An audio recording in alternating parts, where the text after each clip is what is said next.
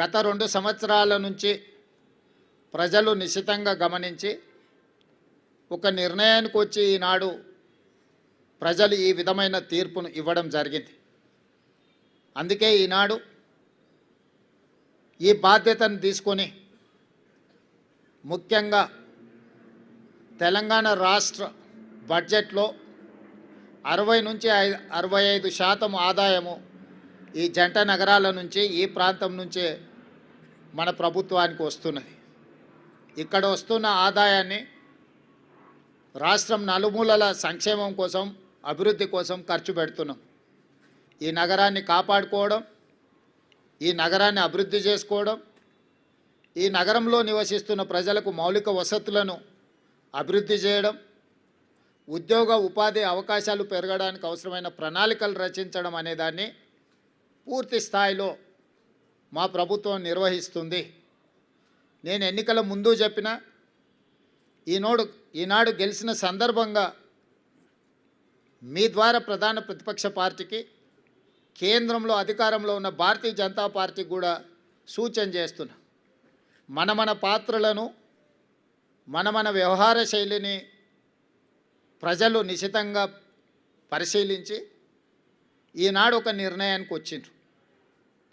ఈ నిర్ణయంలో ఎవరి పాత్ర, ఎవరి బాధ్యత ప్రజలు విస్పష్టంగా తీర్పునివ్వడం జరిగింది. ఈ తీర్పును బాధ్యతగా తీసుకొని ఈ నగర అభివృద్ధి కోసం అవసరమైన ఈ నగరాన్ని మహానగరంగా విస్తరించి ప్రపంచ స్థాయి పెట్టుబడులను ఆకర్షించి వివిధ జిల్లాలు, వివిధ రాష్ట్రాలు, వివిధ దేశాల నుంచి వచ్చే పెట్టుబడులను ఆకర్షించడమే కాకుండా ఉద్యోగ ఉపాధి అవకాశాలకు విస్తరించే విధంగా నగరాన్ని అభివృద్ధి చేయాలనుకుంటున్నాం.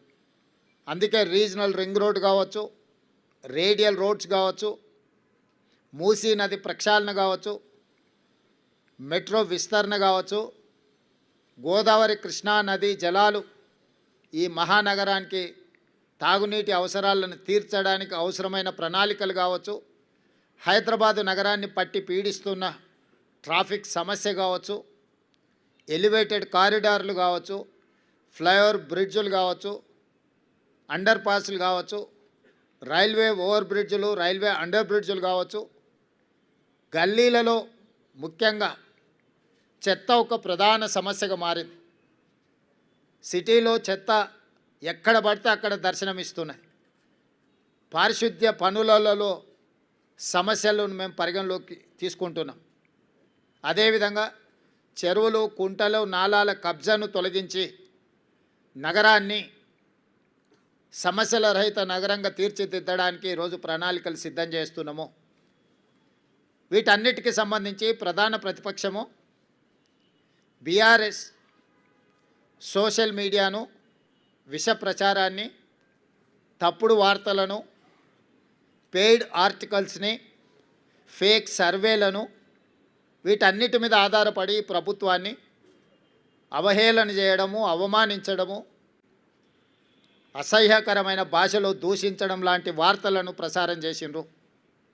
వీటన్నిటి నేపథ్యంలో అది హైడ్రా కావచ్చు, ఈగల్ ఫోర్స్ కావచ్చు, ఈ సంస్థలు ప్రజలకు మేలు చేయడానికి మేము తీసుకొచ్చినాం. ఈ నగరం వేగంగా మత్తు, ముఖ్యంగా గంజాయి, డ్రగ్స్ విస్తరిస్తున్న సందర్భంలో వాటిని కఠినంగా అణిచివేయడానికి ఈగల్ ఫోర్స్ను తీసుకొచ్చినాం.